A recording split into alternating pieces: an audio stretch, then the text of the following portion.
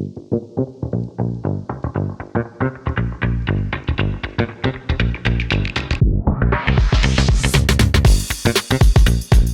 au PolySecure épisode sur l'humain. Je suis accompagné de Carbon. Est-ce que tu peux te présenter?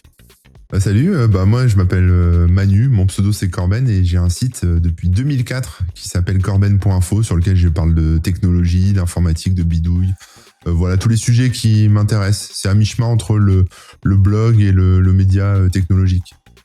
Ah, effectivement, c'est une belle façon de l'exprimer parce que le style d'écriture n'est pas formel comme dans des articles, mais n'a pas le style blog complètement non plus. Fait que je l'avais pas vu comme ça, mais c'est très intéressant. Puis j'aime ce style d'écriture-là, un peu entre amis, mais sur des sujets qui sont plus intenses. J'ai été invité sur le podcast parce que tu as publié il y a déjà quand même un certain temps, on a eu de la misère à se coordonner. Le fait que tu as quitté les réseaux sociaux, mais vraiment quitté réellement pour te préserver comme humain à travers ça, parce que tu étais rendu à un stade où c'était d'une toxicité insoutenable. Je trouve ça très intéressant parce que, effectivement, plus le temps avance, pire ces réseaux-là sont. Puis je vais voir ta réflexion qui t'a amené là. Qu'est-ce qui fait que tu as décidé de tirer quitter, justement, littéralement, puis même d'abandonner des réseaux qui sont quand même moins toxiques comme Mastodon et ainsi de suite. Tu vas voir, t'as un peu ton cheminement. Ouais. Alors, j'ai pas quitté tous les réseaux sociaux. Tu vois, je suis encore sur LinkedIn, je suis sur Instagram, sur TikTok. Plutôt des plateformes où, en fait, sur ces plateformes-là, de photos, de vidéos, voilà, c'est des gens qui créent du contenu et en dessous, t'as des commentaires. C'est pas tout à fait pareil que des plateformes de microblogging comme x.com ou comme voilà Blue Sky, Threads, même de Facebook, enfin de Meta, etc. C'est pas tout à fait la même chose où là tout le monde écrit tout le temps plein de choses en permanence et c'est pas vraiment de la création de contenu, quoi. C'est très rare. Il y en a qui font des longs articles dessus, mais ça reste assez marginal, quoi. Et ouais, donc j'ai quitté en fait ces plateformes de microblogging là. Je sais plus quand exactement, mais fin 2025. Ça s'est fait en plusieurs étapes. D'abord, j'ai arrêté d'y écrire des choses, moi, à titre personnel, puis d'y aller pour lire, parce que déjà, alors moi, je suis pas un gros utilisateur de Blue Sky et Mastodon. Je suis pas, enfin, j'étais très très souvent sur x.com, beaucoup sur x.com, parce que j'y suis depuis 2007. Donc c'est un réseau social que j'aime beaucoup. Enfin voilà, j'ai grandi un peu avec, hein, donc voilà, enfin grandi. J'ai évolué, on va dire, avec, et puis c'est là où j'avais mes contacts, mes amis, etc. Donc c'est vrai que c'est important pour moi. Et voilà, et au fur et à mesure, je me suis effectivement rendu compte que ça devenait de plus en plus compliqué déjà d'avoir de l'information correcte dessus. Il y a beaucoup de choses qui sont mises en avant par l'algorithme qui me plaisent pas, mais j'arrive pas à m'en débarrasser, tu vois. J'essaye de filtrer, j'essaye de mettre, de m'abonner qu'à des contenus tech, des choses qui m'intéressent, mais t'as toujours quelque part dans un coin les sujets tendances ou des recommandations, ou des retweets de tes amis, etc. Donc en fait, on est toujours pollué par une espèce des messages un peu négatifs. On voit la vie en noir en fait quand on va sur x.com, c'est très très négatif. Il y a beaucoup aussi on va dire de gens qui sont poussés, enfin l'algorithme les pousse et c'est pas des gens très recommandables, on va dire politiquement, je vais rester vague, mais voilà. C'est pas des gens avec qui j'ai envie que j'ai envie de côtoyer, et puis je trouve que tout le monde se parle de manière très agressive, quoi. Moi, je viens d'un monde où Internet, il y avait une étiquette à respecter, il y avait même si des fois ça chauffait un peu sur des forums ou par mail ou ce genre de trucs, en général les gens savaient se tenir un petit peu. Là, c'est vraiment la foire au grand n'importe quoi. Parce que entre les racistes, les fous, les complotistes, enfin voilà, en fait, on a tout le bestiaire. Je sais même pas comment le qualifier, mais voilà. Et donc je m'y reconnaissais pas, donc j'ai arrêté de le consulter, mais je continuais quand même à partager mes articles dessus parce que ça m'apporte de la visibilité sur ce que je fais. Sauf que pareil en fait, ça rejaillit aussi sur mon travail parce que moi, si tu veux, je mets tout mon cœur dans ce que je fais, j'aime bien ce que je fais, je suis content, je partage des choses. Des fois, je pousse un petit coup de gueule, mais ça reste très bon enfant. Enfin, je veux dire, je suis pas dans la politique, je suis pas dans des trucs qui pourraient être très, enfin, qui pourraient susciter des réactions vives, on va dire. Voilà, au max, je vais parler de Windows et ça va énerver des Linuxiens, quoi. Voilà, c'est un peu ça le truc. Et pourtant, moi aussi, j'ai mes haters, moi aussi, j'ai un tas de gens qui viennent critiquer, critiquer, même pas critiquer, parce que les critiques peuvent être constructives et intéressantes, mais viennent finalement cracher. C'est juste un crachat, tu vois. Le mec arrive et il te crache sur les chaussures parce il a pas lu l'article, ou il a pas compris ce qu'il y avait dedans, ou juste il est pas d'accord sur une toute petite phrase noyée dans un article de 2000 mots. Voilà. Donc et en fait moi ça m'impacte parce que je suis un humain comme tout le monde, je lis les messages et ça me rend triste en fait de voir que je peux pas être compris de ces gens-là en fait parce que ils sont pas dans ma communauté, parce que c'est pas des informaticiens, parce que ils comprennent pas forcément ce qu'ils disent et ils vont l'interpréter d'une certaine manière, et puis parce que l'algorithme en fait j'ai l'impression leur pousse mes contenus parce que l'algorithme sait que ça va les faire réagir et du coup ils réagissent et puis après ça part en boule de neige un petit peu, quoi. Oui. C'est drôle que tu parles de boule de neige parce qu'on en a beaucoup de ce côté-ci de ouais, c'est vrai. l'océan cette année. On est très très choyés. Même les États-Unis ils ont goûté cette année. Juste au Texas. Fait que les autres qui ont jamais vu ça de leur vie. Fait que bref. Oui, c'est très fascinant. Ces gens-là qui se sentent le besoin, parce que pour lire depuis déjà quand même un certain temps ce que tu écris, je trouve ça très, justement, comme tu dis, bon enfant, c'est très entre amis, Ah on ouais, a un c'est ça. peu des sujets, puis ça m'étonne encore parce que je suis peut-être un peu plus détaché que ça, puis je suis moins investi dans les réseaux sociaux que tu peux l'être, parce que je ne les consomme que très peu, ou j'interagis que très peu sur ceux-ci. Et je me suis moi-même débarqué de X au moment que Elon Musk est embarqué Ah ouais, pour moi, conviction personnelle. quand il avait débarqué, je me suis dit, je vais résister, je vais tenir bon, je vais rester dessus pour continuer à mettre un peu des choses positives. Et quand il a fait son salut nazi, j'ai vrillé, je lui ai dit non, laisse tomber, c'est fini. Là, c'est vraiment l'élément déclencheur qui m'a fait partir, en fait. C'est le salut nazi, là. Ah non, c'est complètement fou. Puis ces espaces-là, puis c'est ça, disons, on va parler pré-Musk, post-Musk, Oui. parce que Post, lui, c'est sûr qu'il veut absolument, puis il est maintenant avoué, j'ai l'impression, pleinement assumé le fait que X est un lieu toxique qui permet à ce qu'ils disent en anglais les Grevens, les gens de juste pouvoir pleurnicher Oui, ouais. sur leur état de situation. Et ça l'amène une toxicité, puis c'est une espèce de chambre d'écho très très forte qui maintenant est rendue quasi exclusivement pour tout ce qui est de la droite qui est malheureuse. Et le malheur dans cette droite-là, c'est qu'elle attaque tout ce qui bouge et tout ce qui n'est pas comme elle. Ouais, voilà. Donc, ça devient très, très, très mal. Je vais même ça t'entendre peut-être un peu avant l'élément perturbateur que Musk peut être. Avant que ça se déroule, comment t'expliques le fait que tu puisses être polarisant comme ça? Parce que je lis ce que tu écris, puis je trouve zéro polarisant, à quel point puis là, tu mentionnes une phrase au hasard, mais comment tu l'as vécu? Comment ça s'est passé? Pourquoi?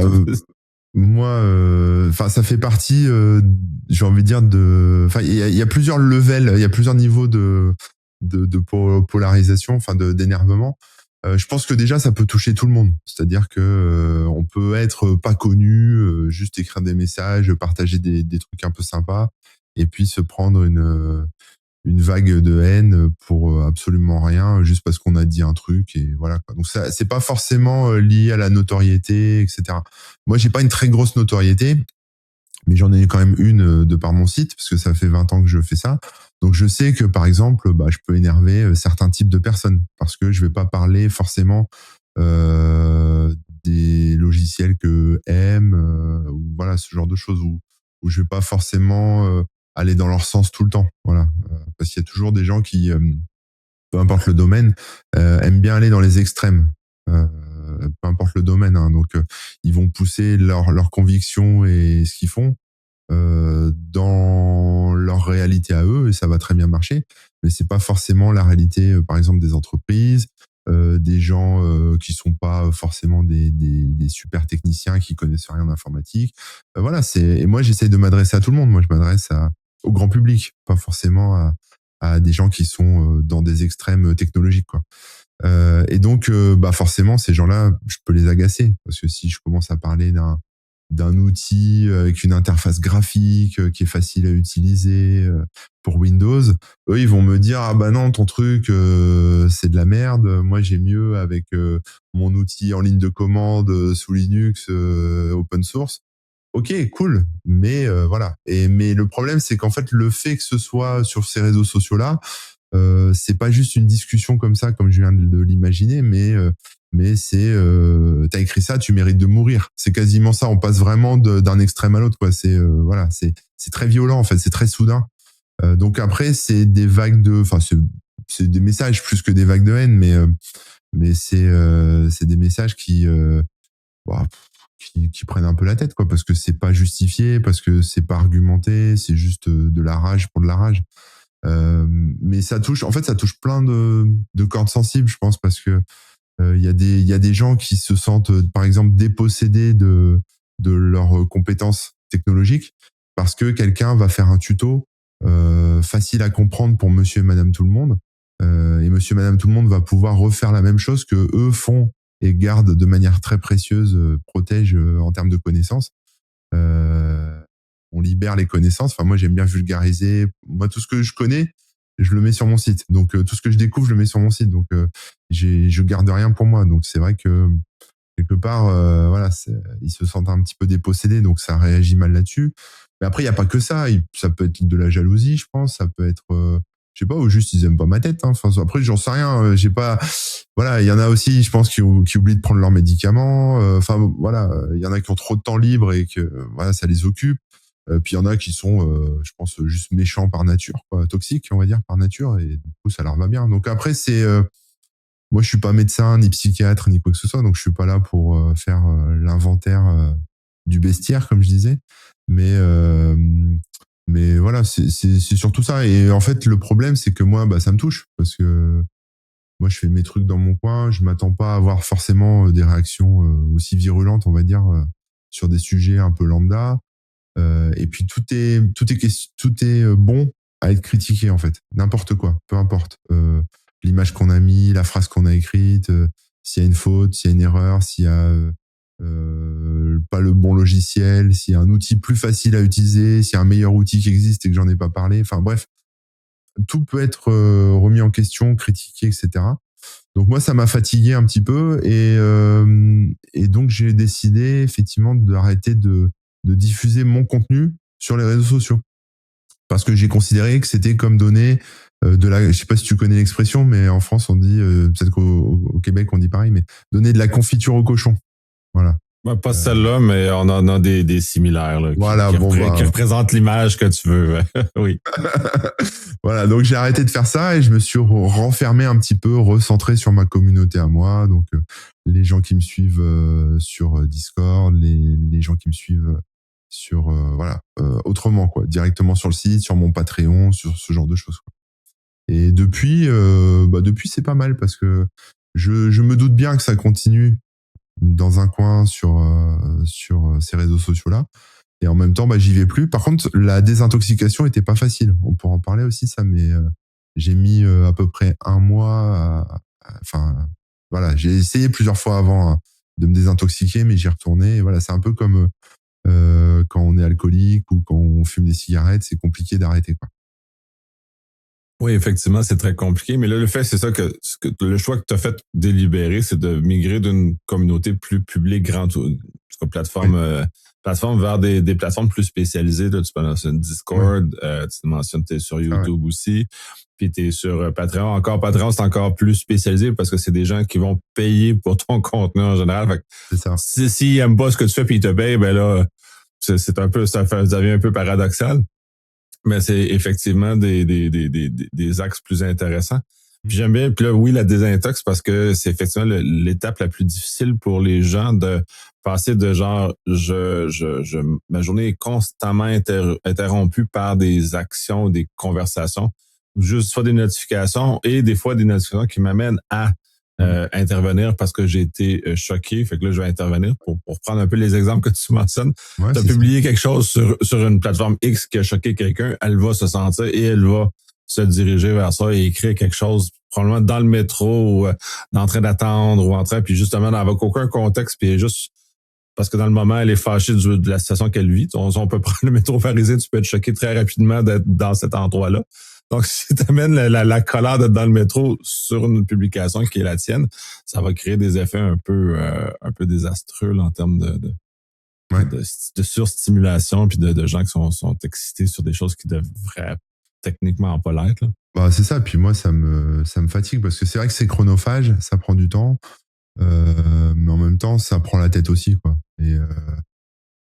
Et bon, j'ai déjà beaucoup de choses à gérer. J'ai déjà la tête bien remplie de tout un tas de trucs. Voilà, et j'ai pas envie de me rajouter ça en plus. En plus de gens que je ne connais pas, en fait. C'est ça le truc, c'est qu'en fait, on se prend la tête pour des gens. On sait même pas si c'est des vrais gens. Ça se trouve, c'est des bots chat GPT faits par la Russie. Enfin, en fait, on sait rien du tout. On sait pas, c'est des randoms, ils passent, on les revoit jamais, et puis ils lâchent leur truc et ils repartent. Voilà, et on consacre du temps, tous, à répondre à ces gens-là, parce qu'en fait, on n'aime pas quand une information est fausse. Quand quelqu'un dit un truc faux sur nous, bah, on a envie de répondre parce que c'est faux, parce que on sait nous qu'on n'a pas fait ça pour ça, ou qu'on n'est pas méchant, ou qu'on n'a pas, qu'il n'y avait pas une malhonnêteté ou une mauvaise intention derrière ce qu'on a fait. Mais donc on doit toujours tout le temps se justifier, expliquer, etc.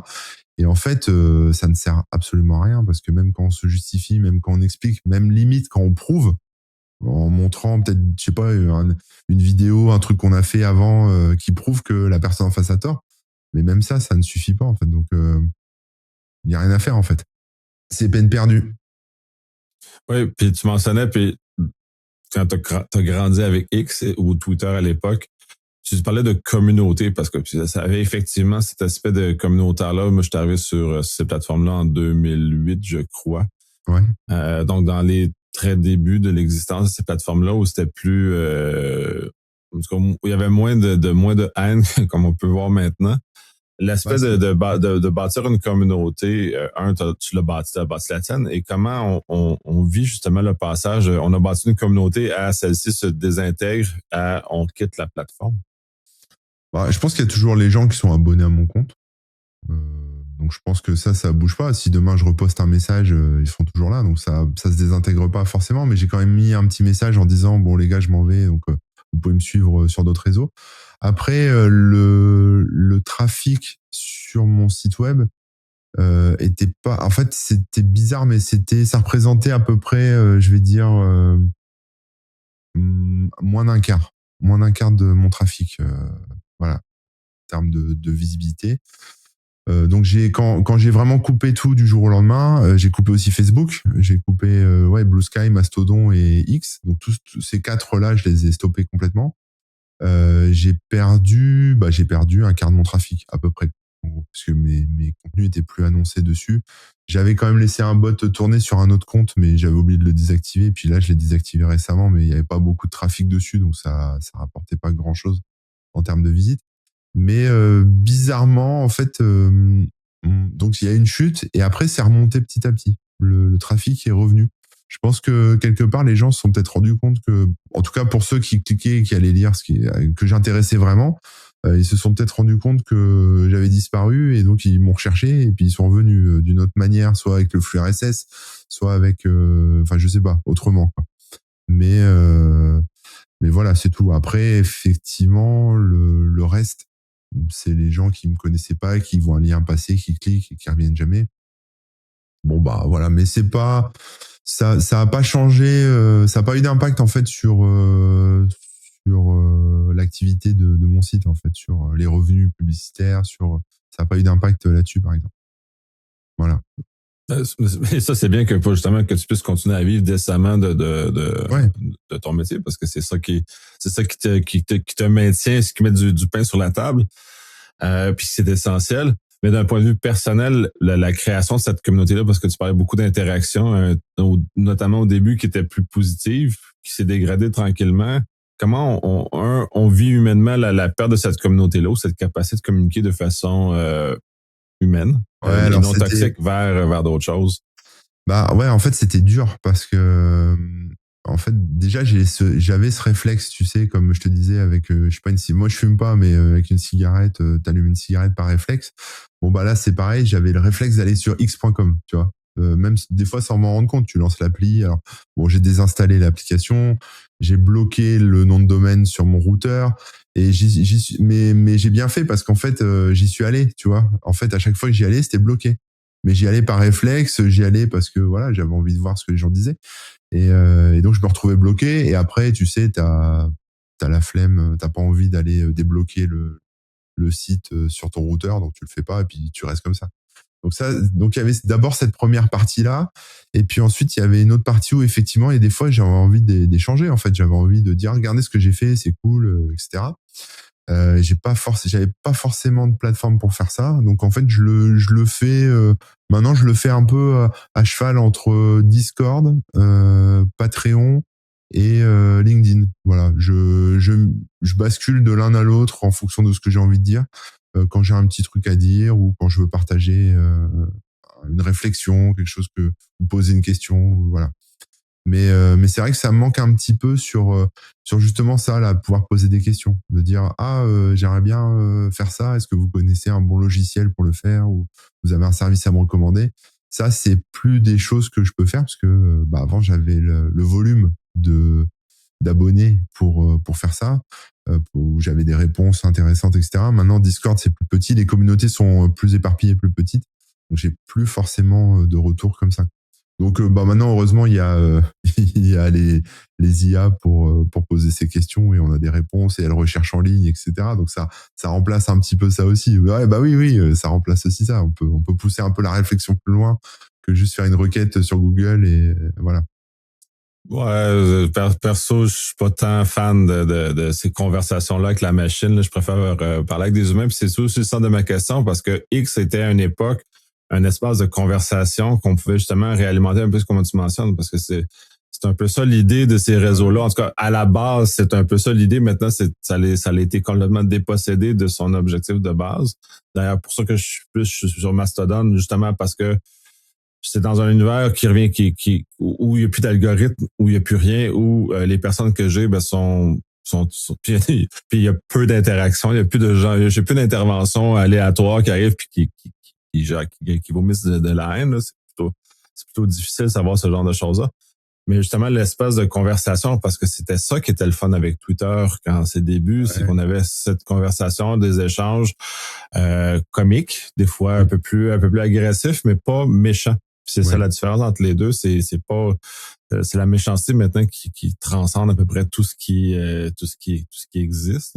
Que ce soit mécanique par des bots ou que ce soit des humains qui sont effectivement dans un état de colère permanente, là, qui viennent faire ça, mais c'est l'aspect de communication et de communauté qui est particulier. Puis Mastodon, ben c'est pas X, tu peux pas créer des communautés là-dessus, tu crées dans une grande salle vide. c'est pas le même principe pendant donc ça nous amène ailleurs. Fait que c'est ça, c'est comme de replacer, puis ce goût-là, tu le fais avec le AI, mais comment des plateformes comme Patreon, Discord, ça t'amène quand même ce degré de conversation et d'échange que tu peux. Bah dans les commentaires, c'est plutôt tranquille. Et il y a un truc dont je t'ai pas parlé aussi, mais ça c'est très important aussi, c'est que plusieurs fois par semaine, je suis en live sur Twitch. Et ça fait du bien aussi parce qu'en fait, là, t'es vraiment en direct avec les gens. Je joue pas à des jeux vidéo, hein, je partage ma journée de travail, donc je partage mon écran et puis je travaille et je montre ce que je teste, je montre ce que j'écris, je discute avec les gens, je réponds aux questions. Donc c'est vraiment un live pour, c'est vraiment pour les gens qui sont en télétravail, voilà, c'est pas un truc pour des ados surexcités qui font du gaming, quoi. On est entre nous, voilà, c'est des vieux qui discutent, quoi, en gros. Pour résumer, c'est un peu ça. Donc c'est plus tranquille comme ambiance, et ça vient remplacer un peu aussi ce que j'appréciais avant sur X, parce que effectivement ces conversations là me manquent en fait. Euh, En plus moi je bosse tout seul, j'ai personne, j'ai pas de collègues, j'ai personne avec qui bosser, donc je suis tout seul. Donc c'est vrai que les interactions sociales sont importantes aussi, surtout quand on a une passion commune. Bon bah moi c'est l'informatique, mais c'est bien d'en parler, on s'échange voilà des astuces, on bricole, moi je leur montre des trucs aussi sur Twitch ou même sur Patreon, je fais des vidéos et puis bah on échange comme ça, mais c'est moins massif que ce qu'il y a pu avoir sur X, parce que X, je posais une question, j'avais 50 réponses, mais c'est bien aussi. Voilà, ça remplace un petit peu, c'est pas au même niveau, mais quelque part, je regrette pas parce que j'ai pas tous les à côté négatifs, en tout cas pour l'instant. Ouais, mais c'était la question de savoir à quel point sur Twitch, tu vas avoir ce genre d'interaction, parce que malgré là aussi, tu vas en avoir qui vont surgir et qui vont avoir, ou c'est trop d'efforts de faire d'aller jusque-là, puis l'effort filtre automatiquement le problème. Bon, après, quand c'est des insultes, des choses un peu sans cervelle, c'est pas un souci, c'est filtré, c'est modéré, je les vois même pas en fait, ça disparaît. Quand c'est quelqu'un qui vient et qui me confronte, ben, voilà, bah c'est pas un souci parce qu'en fait je réponds. Moi j'ai rien à cacher, donc je réponds, j'explique, je montre, voilà. Il n'y a pas de, tu vois, ça se fait de manière sincère et en général ça se calme assez vite, quoi. Puis si ça part en insulte, après ça dégage, mais globalement voilà, il y a pas de, enfin on peut discuter, quoi. Alors c'est une discussion qui est peut-être un peu déséquilibrée parce que moi je suis en audio, enfin on me voit en vidéo, je parle, les autres sont dans le chat, donc c'est pas au même niveau. Mais voilà, c'est à part ça, parce que la discussion en plus écrite, c'est toujours compliqué d'expliquer quelque chose à l'écrit, surtout sur des formats très petits, avec pas beaucoup de caractères, pas beaucoup de mots. Et comme tout peut être toujours interprété différemment, des fois une phrase toute simple, on peut la lire et se dire ah bah là il est en train de se moquer de moi, ou là il est en train de me troller, alors qu'en fait non, c'est juste il répond à la question, il y a rien de mal. Et des fois on prend des choses mal qui sont écrites basiquement, mais ça manque peut-être d'un petit smiley, enfin d'un petit emoji, ce genre de truc. Mais voilà. Alors qu'à l'oral, comme ça, en vidéo, bah, je peux m'exprimer, je peux parler pendant 20 minutes sur le même sujet. Ça a le temps d'être bien détaillé, ça a le temps, les gens ont le temps de voir si je suis sincère aussi, tu vois, parce que c'est de face à face, quoi. Voir si je baratine, si je suis sincère, si je suis énervé, si voilà, ça dépend des moments, quoi. Donc c'est plus humain, quoi, quelque part. On casse un peu le truc tous derrière son clavier et tous derrière un pseudo à écrire des tweets qui sont écrits par ChatGPT. Enfin, tu vois, c'est un peu ça, quoi. Avant même ChatGPT, c'était un problème. Et effectivement, le problème de la plateforme de Twitter qui était à 140 caractères au début, qui monte à 280 à un moment donné, qui a doublé, qui était techniquement la même taille que les SMS qui s'envoient, donc qui étaient collés sur cette plateforme-là en termes de communication. Et les SMS, c'est important ici dans le contexte parce que cette fenêtre de communication-là est petite. Et les gens reçoivent la communication dans l'état d'esprit qu'ils le sont et non dans l'état d'esprit dans lequel le message est envoyé. Puis c'est effectivement, comme tu le mentionnes, quand tu es au verbal, ben là, la personne peut voir l'état d'esprit dans lequel tu communiques ton message et non, elle le prend pas dans l'état d'esprit. En tout cas, elle peut le prendre dans l'état d'esprit dans lequel elle est, mais au minimum, elle voit l'état d'esprit dans lequel il est envoyé. Dans quel cas, par écrit, ça ne se fait pas. Et à 140 caractères, on oublie ça. Là, c'est juste... c'est une des raisons pourquoi je déteste Blue Sky, par exemple, parce qu'il imite l'ancien Twitter avec des limitations qui sont beaucoup trop petites.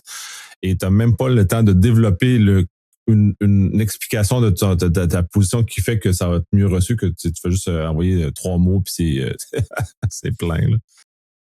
Ouais, c'est vrai. Donc, ça limite. Donc, c'est intéressant de voir effectivement le petit volet humain que tu mentionnes qui ramène un peu peut-être justement le volet moins écrit, mais c'est intéressant que tu aies utilisé Twitch comme ça. Y a-tu d'autres plateformes que tu vas utiliser, là, parce que on les découvre au fur de la conversation, ou comme Après, Patreon que tu utilises, ou YouTube, je pense que tu diffuses aussi sur... Ouais, mais après, moi, je vois pas YouTube ou même TikTok comme un réseau social, en fait. Tu vois, enfin, les gens rangent ça dans la catégorie réseau social. Bon, YouTube, c'est un peu particulier, c'est une plateforme vidéo, mais moi, je pars du principe que ce sont pas des réseaux sociaux parce que ça demande un effort, tu vois. Quand tu fais une vidéo sur TikTok, bon, bah, en général, tu prends un petit peu de temps, t'allumes la lumière, tu prépares un truc et tu fais ta vidéo. Donc, tu deviens quelque part créateur de contenu. Même si tu as 3 abonnés et que tu fais 2 vidéos par an, tu es quand même dans une démarche un peu de proposer quelque chose, pas juste de commenter, quoi. Et c'est pareil avec YouTube, c'est pareil avec Instagram. Tu fais des photos, tu essayes qu'elles soient jolies. T'es pas là juste pour commenter ce que font les autres. Alors que sur ces plateformes de microblogging, t'as pas besoin d'être talentueux, t'as pas besoin d'être créatif, t'as pas besoin d'être sympa, t'as besoin de rien, en fait. T'as juste besoin non, mais vraiment, t'as besoin de rien, même pas d'intelligence ou de réflexion. Tu peux absolument écrire ce que tu veux, n'importe comment. Voilà, des fois, on reçoit des messages, c'est cryptique, on comprend rien. On sait même pas si c'est une insulte, si c'est un compliment, si le mec est fou, si on sait pas, en fait, on comprend pas, quoi. Et enfin voilà, donc c'est pas la même démarche. Donc c'est pour ça que je distingue un peu ces choses-là. Et LinkedIn, c'est un peu particulier parce que LinkedIn, on est plus dans un cadre professionnel, on a vraiment le nom des gens avec leur poste, leur job, etc. Donc quelque part, si ils se lâchent trop dans la haine, etc. Ils font plonger tout le monde. Ils font plonger leurs collaborateurs, ils font plonger leur boîte, ils plongent eux-mêmes parce que leur nom est connu. Enfin, donc il y a plus d'enjeux sur LinkedIn parce que il y a tous ces liens professionnels qui sont créés, etc. Alors que sur les plateformes de microblogging, c'est très bien aussi, hein. On a un pseudo, il y a de l'anonymat, alors relatif évidemment, mais on est publiquement, en tout cas, on n'est pas obligé d'afficher son nom. C'est très bien aussi, mais du coup, ça engendre aussi un peu ce genre de dérive, forcément. Par l'absence de choses. Revenons donc, on va prendre LinkedIn que tu as mentionné. Quel genre d'interaction tu vas aller chercher? Justement, là, tu as parlé de Twitch, comment tu vas chercher? Une plateforme écrite, on parlait le problème de la plateforme écrite, c'est qu'on ne comprend pas nécessairement l'intention du rédacteur et c'est peut-être mal reçu. Comment c'est ça? Puis malgré le fait, parce que j'en ai vu des affaires sur LinkedIn qui sont pas nécessairement positives, comment ça se vit malgré le filtre un peu plus naturel sur LinkedIn? Alors moi, LinkedIn, je l'utilisais pas trop avant. Je suis pas très fan de base, mais là, c'est purement pour essayer de trouver des nouveaux annonceurs sur mon site. Tu vois, c'est pour me faire voir, c'est pour montrer que le site existe toujours, c'est pour montrer que j'ai des choses à dire, etc. Donc c'est souvent reprendre un peu ce que j'ai mis en article et le partager sur LinkedIn. C'est pour gagner en visibilité, en fait. Et puis il y a un truc que je fais pas sur mon site et que j'avais envie de faire cette année, c'était de partager un petit peu les coulisses, en fait, de mon activité.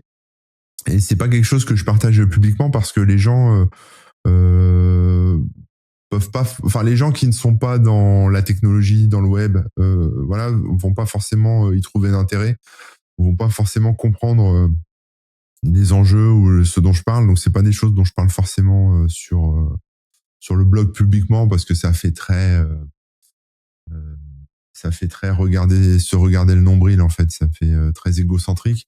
Alors que sur LinkedIn, c'est un peu mieux vu de faire des retours d'expérience, de parler de ce qu'on a fait, j'en vois qui expliquent combien ils ont gagné. Enfin, voilà, c'est des choses comme ça et ça passe mieux. Et donc, j'avais envie un peu de partager ce que je faisais professionnellement plus que voilà, sur LinkedIn. Donc, c'est comme ça que ça se passe, quoi. Mais après, je sais que c'est pas non plus le réseau. C'est pas bisounours non plus, quoi. C'est aussi voilà. Mais bon, c'est comme ça, quoi. À partir du moment où il y a des humains, de toute façon, c'est compliqué, quoi. Nécessairement très, très compliqué. En off, tu parlais de quelques cas très particuliers que tu as vécu justement, que tu avais énervé des gens, puis ça l'a donné des cas très particuliers. J'aime ça que tu regardes un peu parce que des fois, c'est pas toujours perceptible par les gens par la conséquence des gestes qu'ils posent. Puis il y en a qui sont fâchés, mais qui sont quand même sains d'esprit, somme toute. Fait que juste de relativiser l'impact de ces gestes-là qui sont parfois démesurés par rapport à ce qu'ils ont lu, là, disons. Là. Ouais, bah après, il y a eu. Enfin, moi, j'ai vécu différents épisodes. J'ai déjà été cyberharcelé, mais c'était il y a longtemps, c'était dans les années 2009-2010, donc c'est un peu vieux. Puis c'était à une époque où ça n'existait pas le cyberharcèlement officiellement, quoi. Personne n'en parlait, donc c'était voilà, c'était compliqué pour moi à ce moment-là. J'ai mis pas mal de temps à m'en remettre. Là, ça va, mais voilà, ça a mis du temps, hein, mais vraiment plusieurs. En plus, ça a duré plusieurs années, donc tu vois, c'était costaud. Et puis ensuite, après, non, après, c'est qu'en fait, le problème, c'est que tu sais jamais qui t'es en face de toi. Donc, il suffit que tu énerves quelqu'un, et voilà, comme ça. Et bah, ça m'est déjà arrivé de me retrouver avec mon adresse postale, enfin, mon adresse de chez moi publiée sur X. Je me suis déjà fait livrer des pizzas, enfin, quelqu'un a livré des pizzas chez moi toute une soirée. Il y a des gens aussi, je sais pas, enfin après qui relaient à d'autres gens pour faire un peu des appels à des réactions ou attirer un peu la haine. Donc en fait, ils relaient le truc auprès de leur communauté, en tout cas pour essayer de que tout le monde me tombe dessus. Voilà, c'est ce genre de choses, quoi. Mais après, c'est voilà, ou des trucs bah, un peu bizarres, quoi. Il y en a un jour je sais pas comment on peut appeler ça, mais qui m'a jeté un sort, quoi. Enfin, moi, je crois pas à tout ça, en fait, hein. Donc, il m'a pas vraiment jeté un sort, mais il me l'a écrit. Il m'a écrit qu'en gros, il m'avait marabouté et que ma vie, ça allait être un truc, à partir de maintenant, ça allait être comment dire, enfin, ça allait être l'enfer pour moi, quoi. Donc, bon, je crois pas à ces conneries, mais si tu veux, c'est toujours bizarre, tu vois. Tu vois, c'est compliqué, quoi. Voilà. Puis après, ouais, après voilà, après c'est aussi toutes les bêtises que les gens peuvent raconter, parce que comme ils me connaissent pas, ils ont rien sur moi, bah ils inventent des choses. Donc après, c'est des trucs qu'après que des lecteurs innocents, on va dire, ça me revient aux oreilles au bout d'un moment, et puis je suis obligé de rétablir la vérité. Mais tu vois, c'est des fausses rumeurs, des trucs comme ça, des intentions qu'on me prête qui sont pas justes. Voilà. Mais bon, globalement, c'est ça. Moi, par exemple, l'épisode des pizzas, j'avais prévenu la police aussi. J'avais dit, voilà, je suis embêté, on me fait livrer des pizzas, ça vient de Twitter, et voilà. Bon, j'ai pas eu beaucoup de secours de la part de la police, à part, bah, vous devriez arrêter d'être sur Twitter. En gros, c'est nul, vas-y, arrête, ferme ton compte. C'est une espèce de solution qui est pas une solution, là. Ouais, mais bon, après, j'ai laissé tomber parce que je me suis dit, je vais pas commencer à l'expliquer que j'en ai besoin pour vivre, que c'est mon activité, que je partage mes articles dessus, il va être dépassé, donc c'est pas la peine. Donc bon, j'ai vu que ça servait à rien, mais au moins je voulais quand même prévenir parce que j'avais pas envie après d'avoir une plainte des marchands, des vendeurs de pizza parce que j'avais pas payé les pizzas, quoi. Donc je voulais faire quand même un petit truc, quoi. Mais voilà, après c'est ça. Puis après il y a des gens qui envoient des messages et tu te dis, si je commence à leur répondre, ils vont venir me tuer. En fait, c'est un peu ça, quoi. Il y en a un jour qui m'a dit ça, qui m'a dit qu'il allait me planter. Voilà. Donc bon, bah pareil, mais après j'ai rien fait, hein, tu vois, j'ai pas prévenu la police, j'ai rien fait du tout. Je me suis dit que c'était que du flanc, enfin que c'était que des paroles. Mais peut-être que maintenant je le ferai parce que ça a changé. Et je pense qu'il y a vraiment des gens qui seraient capables, en fait. Alors, de me planter moi, je sais pas, mais peut-être d'autres personnes. Enfin, en tout cas, je pense qu'il y a vraiment des gens dangereux aussi, et que faut faire attention. On peut pas non plus nous réagir et insulter tout le monde parce qu'on reçoit quelque chose de mauvais. Donc en général, je réponds pas, je réagis pas parce qu'en fait, je sais pas qui est en face de moi. En fait, on sait pas. Donc ça peut être juste un troll, quelqu'un qui veut me taquiner ou me faire peur, ou voilà, ou ça peut être vraiment quelqu'un qui va sortir de chez lui et qui va essayer de me trouver. On peut pas savoir. Donc en fait, moi, ça me fait un petit peu peur, ça, en fait, effectivement. Donc c'est pour ça que bon, j'évite maintenant tout ça aussi. Ouais, ben on voit beaucoup. De toute façon, l'augmentation de violence effectivement nous amène à ce constat-là. Malheureusement, maintenant, là, on regarde ce qui se passe aux États-Unis, en France notamment, où les gens sont beaucoup plus tendus et vont réagir physiquement beaucoup plus rapidement sur des choses qui sont somme toute relativement banales, mais l'état d'esprit des global à l'heure actuelle est tellement rendu agressif que les gens surréagissent très très très rapidement. Puis d'ailleurs, on le voit, il y a quelques cas aux États-Unis qu'on voit où les gens réagissent vraiment trop rapidement, mais ça crée la situation dans laquelle malheureusement on est en train de vivre. Ouais.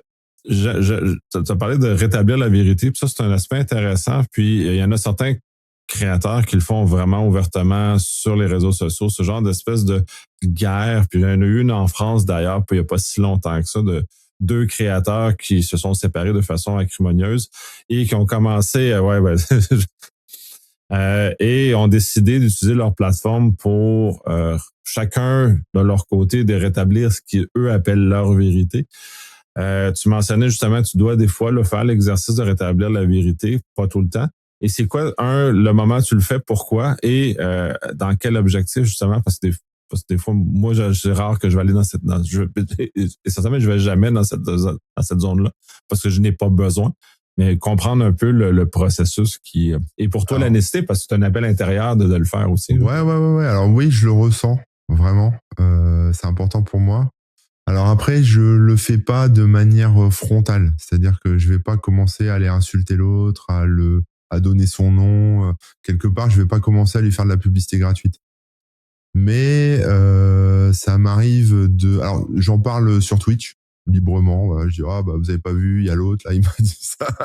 Et voilà, bon voilà, mais on est entre nous quelque part, donc ça reste limité. Et puis c'est des lives après qui restent pas, donc il y a pas de replay, tout ça, donc c'est juste sur une conversation. Et puis donc ça m'arrive un peu de me justifier un petit peu, mais plus auprès de ma communauté en disant il a écrit ça, mais en fait c'est pas vrai les gars, regardez ce que je fais en vrai, il se trompe ou il dit des bêtises ou il est méchant quoi. Mais c'est plus pour que les gens comprennent que ce qui est écrit c'est faux, que voilà. Donc après je le fais pas tout le temps, mais quand c'est important je le fais.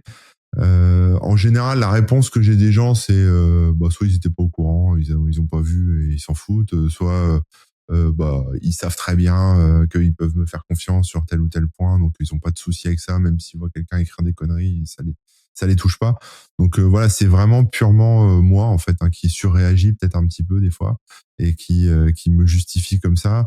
Mais j'en ressens le besoin, donc parfois je rajoute un petit truc dans ma FAQ sur mon site, parfois je balance une petite pique, c'est toujours sans mentionner, mais un petit truc, un petit message caché quelque part dans un article pour envoyer un peu la balle.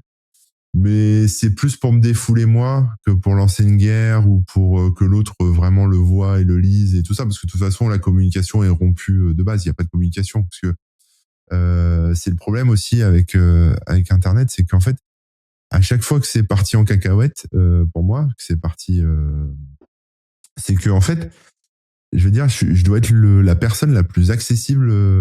On peut m'envoyer un mail, je réponds. Je suis en live sur Twitch, on peut Je confirme que tu réponds. Voilà, on peut me confronter directement. Il y a plein de gens qui ont mon numéro de téléphone. On peut me contacter sur tous les réseaux sociaux quasiment. C'est vrai que maintenant je vais plus sur X, mais voilà, on peut m'envoyer un message sur LinkedIn. Enfin bref, je suis assez joignable. C'est facile de me joindre. Et souvent les gens le font pas.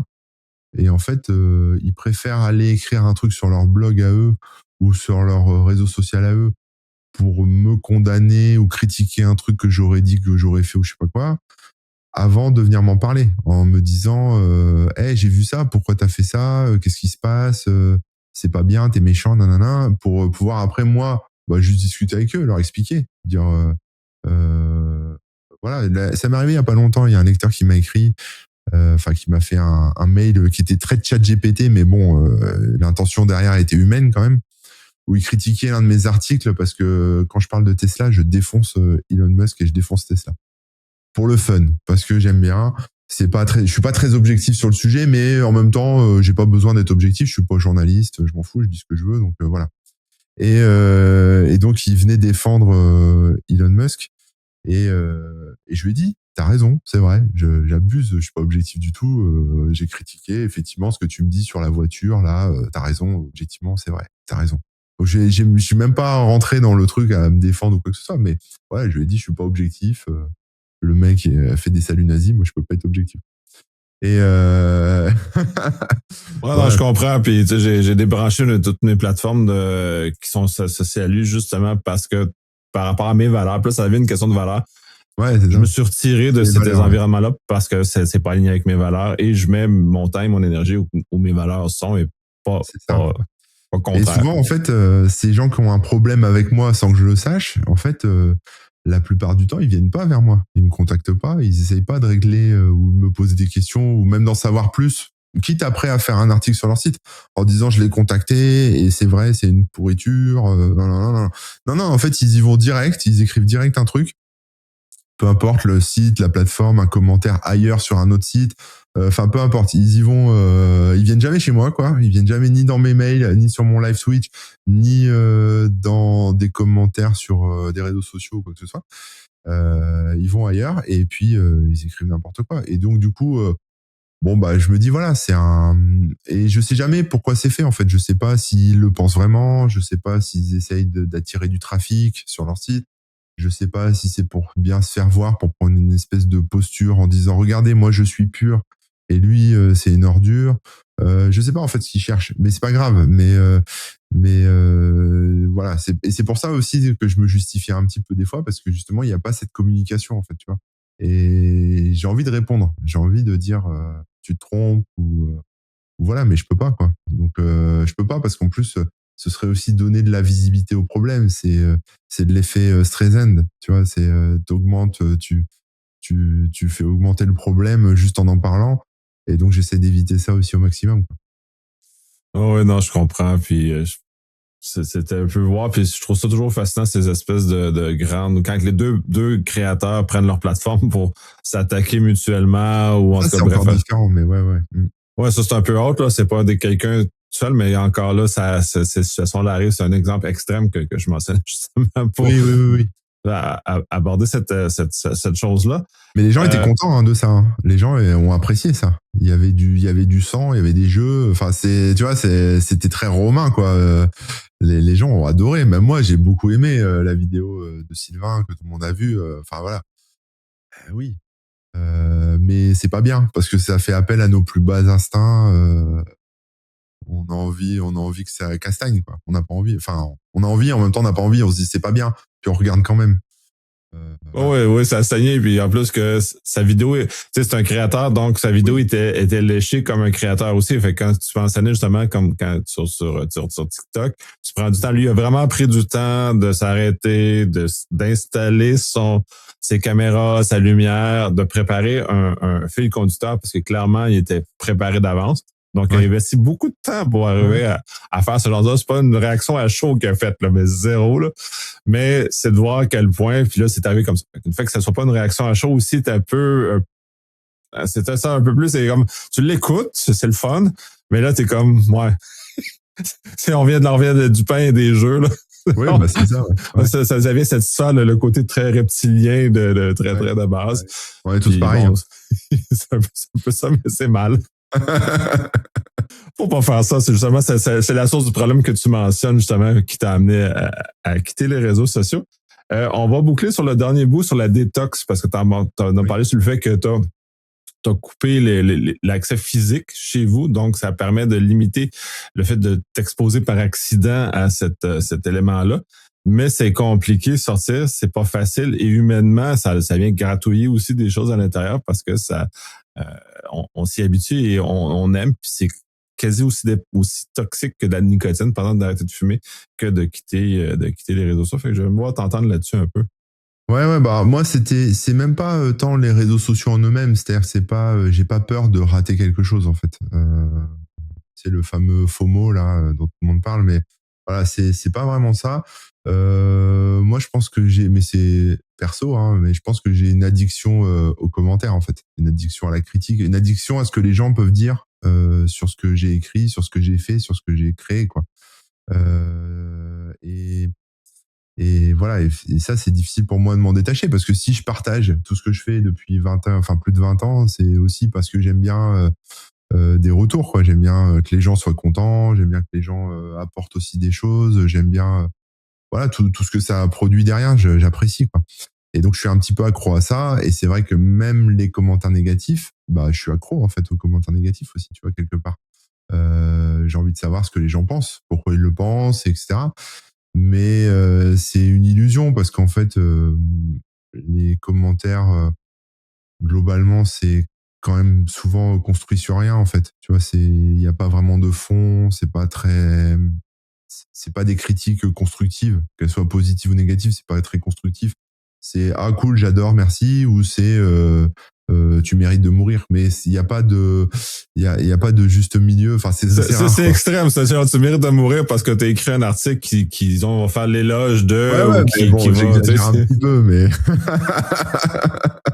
mais comme c'est un peu voilà, c'est un peu ça, quoi. Mais bon, puis après il y a beaucoup aussi de commentaires idiots. Alors je dis idiots, mais en fait je sais pas s'ils sont rédigés par des bots IA ou par des vrais humains.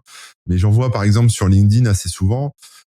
Tu partages un contenu et en fait dans le commentaire il y a quelqu'un qui va quelque part critiquer, en tout cas, enfin pas critiquer, mais donner un point de vue qui a l'air intelligent sur ce que tu as écrit au premier abord, mais en fait c'est juste une reformulation de ce que tu as écrit, où tu vois qu'il a même pas lu l'article en entier, en disant oui mais t'as pas parlé de ça, alors qu'en fait si, c'est mentionné dans l'article, mais soit il l'a zappé, soit il l'a pas vu, ou alors il va reformuler avec d'autres mots, il va dire oui et aussi je pense que, et puis là il va redire sous une autre forme ce que tu as écrit, en fait, tu vois. Donc on sait jamais trop s'il y a vraiment enfin voilà, des fois les gens en fait sont là aussi pour se faire voir, pour être les premiers à poster, pour faire du reach, comme on dit, hein. Je sais que les Québécois, vous avez pas qu'on utilise des mots en anglais, mais C'est parce qu'il est très mal prononcé en l'occurrence. Ah pardon.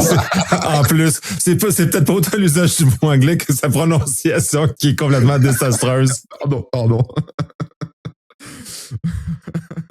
Mais bon, ouais, on l'utilise plein, là. Je connais pas le mot en français, donc je sais pas comment on dit ça, mais bon, la visibilité. C'est de la portée ou de la visibilité, voilà, ou des choses comme ça. Ouais. Ouais. Oui, on est institutionnellement forcé de parler plus français, mais l'usage de l'anglais est très présent. Oui, je me doute. C'est un mythe, là, c'est le fait qu'on est très à cheval sur ça. Là. Je suis rarement outré, surtout quand on va à Montréal, c'est du franglais, il y en a énormément, et c'est assez particulier ce genre, mais bref. Mais on dit plus du reach que du reach. Mais bon, bref, fermons la parenthèse, continuons. On va rien dire. Alors, voilà. Et donc, du coup, ouais, il y a ça aussi, en fait, sur la qualité, en fait, des commentaires, quoi. Donc, voilà, et j'ai perdu un peu le fil de la conversation.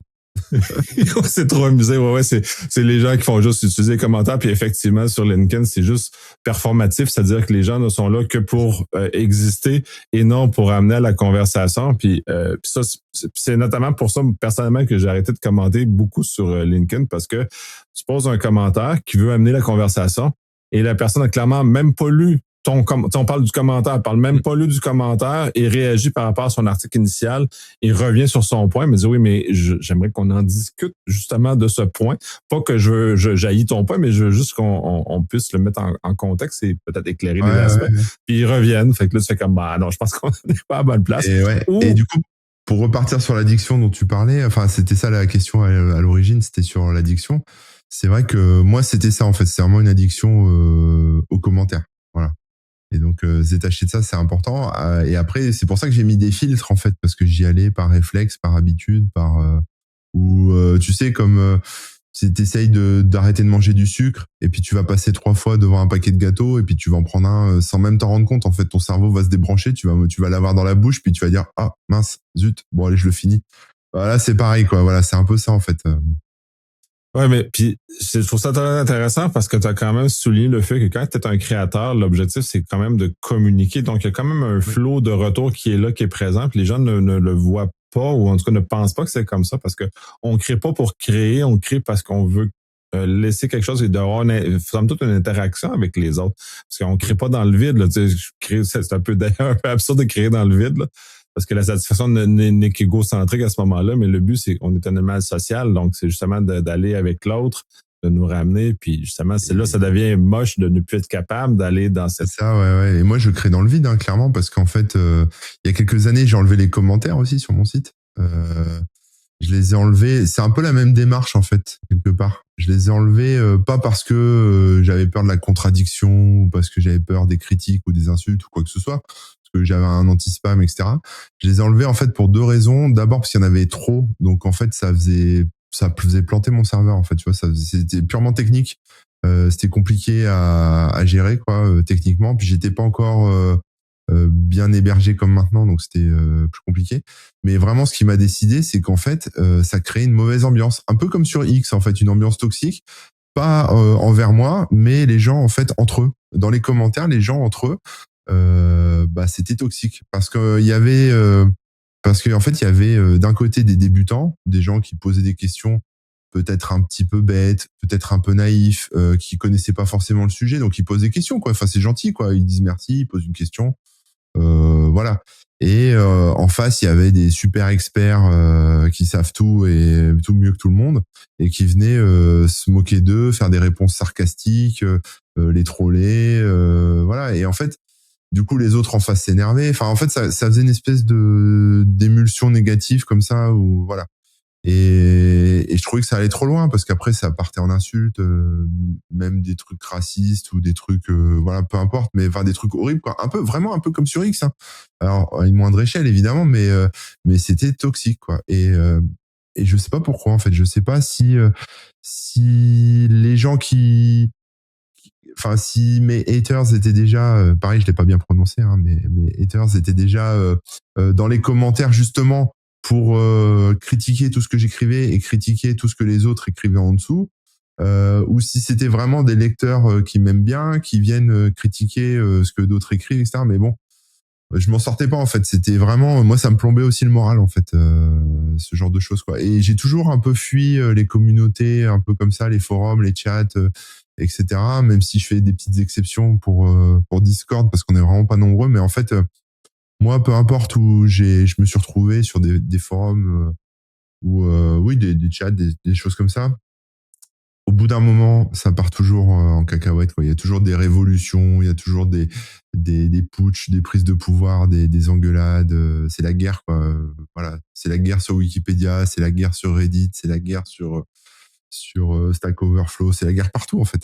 Donc moi j'avais pas envie que ça soit la guerre dans mes commentaires et donc je les ai enlevés. Voilà. Et j'ai dit aux gens bah maintenant vous pouvez me répondre, on peut communiquer mais sur Twitter. Et puis maintenant on peut plus. Donc maintenant c'est venez sur Twitch, venez sur Patreon, venez sur Discord et puis voilà, ou dans mes emails directement. Ouais, c'est plus facile de filtrer comme ça. Puis effectivement, je sais pas, c'est très difficile d'avoir une communication bienveillante à l'écrit. Déjà que les gens, puis là, c'est un malheureux constat, les gens ont de la difficulté à s'exprimer, déjà de un. De deux, de le faire par écrit, c'est déjà compliqué. Et de réussir à faire un écrit qui est bienveillant, c'est encore beaucoup plus complexe. On n'est pas outillé pour faire des écrits bienveillants. On est plus pour faire des écrits pour nous débarrasser. Là, ouais, puis il y a un truc que tu n'as pas mentionné, c'est qu'en fait, la différence entre moi, ce que j'ai mis en place, par exemple sur Discord, sur Patreon ou même Twitch, c'est qu'en fait, que quand tu écris quelque chose, personne le voit. Enfin, les gens qui sont là présents le voient, mais et moi je le vois, mais c'est pas quelque chose qui va te servir pour bien te faire voir de ta communauté, des gens qui te suivent. Tu vois, tu peux pas jouer au chevalier blanc, tu peux pas jouer à être le chef, le boss, etc. Donc de base, du coup, le commentaire il est là pour apporter quelque chose, positif, négatif, mais il n'est pas là pour servir l'ego de la personne qui le poste, alors que un espace commentaire sous un article, un message sur X, un message sur Blue Sky, etc. C'est vraiment des endroits où en fait les gens écrivent des réponses, écrivent des choses, pas pour participer à la discussion, mais vraiment pour leur ego en fait, pour bien se faire voir, pour montrer que ils sont plus intelligents que tout le monde, ou ils sont plus rebelles que tout le monde, ou ils sont plus je sais pas quoi. Et en fait, en fait, et c'est ça le problème en fait de ces plateformes, c'est que ça mélange les deux en fait. Ça mélange la discussion et le fait de poster un message pour en tant que faire valoir quoi, pour bien se faire voir. Et c'est pour ça qu'en fait on s'entend plus parce que tout le monde poste tout n'importe quoi pour flatter son propre ego en fait, pour se mettre en avant, etc. quoi. Et ça, je pense que c'est vraiment le problème, en fait. Parce que quand on a une conversation en privé à deux, il n'y a pas de raison de s'énerver comme ça, parce que voilà, il n'y a personne à prendre à partie en disant hey, regarde, défoncez-le, moi j'ai raison, etc. Ou je suis plus intelligent que lui, ou je sais pas quoi. Et c'est vrai que sur des espaces comme Patreon, Discord, etc., oui, les gens peuvent voir ce qu'on écrit, mais ça reste des espaces un peu privés, il y a moins de monde. Et puis surtout, c'est pas des espaces où les gens ont un profil avec un nombre d'abonnés, ou un profil avec... il n'y a pas d'intérêt pour eux, en fait, au niveau visibilité, quoi. Enfin, ça leur apporte rien d'être sur mon Discord en termes de visibilité. Peu importe, quoi. Et pareil sur mon Patreon. Donc, je pense qu'il y a cette échelle-là aussi à prendre en compte, en fait. C'est moins performatif. Les actions qui sont posées, ce que tu mentionnes essentiellement, qui t'as peut-être l'occasion d'avoir un peu plus d'authenticité dans l'interaction que juste d'exister parce que la plateforme existe, de crier dans la rue que t'existes ou que t'écris dans une salle avec plein de gens que tu veux montrer que t'es le meilleur. Puis c'est un peu, puis ça m'a amené sur un axe parce que je trouve ça ultra absurde à l'ère d'Internet de vouloir être le meilleur ou le chose parce que ou le plus rebelle, ça n'existe plus parce que le spectre, il est infini. Dans le monde réel, on pouvait être dans notre village, dans notre quartier, dans notre école, on pouvait effectivement être le plus rebelle, puis prendre ce rôle-là. Puis on n'était pas un extrême rebelle, on était juste le plus rebelle de cet écosystème-là. Sur Internet, être le plus rebelle, il faut être le plus rebelle de tout l'Internet. C'est gros, là, l'Internet, c'est immense. Tu peux pas être le plus rebelle de l'Internet, là. C'est comme, c'est un combat infini aussi. Puis ça doit être des gens qui doivent être malheureux d'être le plus rebelle de l'Internet parce que t'en as toujours un plus rebelle que toi qui va apparaître quelque part d'autre. C'est impossible. C'est un combat infini par rapport à cette situation-là. Je te remercie énormément de ce partage-là. C'est très intéressant de voir cet axe-là. Puis c'est un peu contre-courant, mais je pense que ça va s'amplifier cette année. Le timing est super intéressant d'en avoir justement parlé là, puisqu'il commence à avoir un mouvement de fond plus chez les jeunes, de se vivre dans le monde réel, de revivre une enfance comme toi et moi, on a vécu, c'est-à-dire plus analogue, plus dans la vraie vie, un peu plus avec des choses qui sont moins instantanées, puis des souvenirs qui sont tangibles, et pas sur les médias sociaux, sur ce genre de choses-là. Fait que c'est vraiment...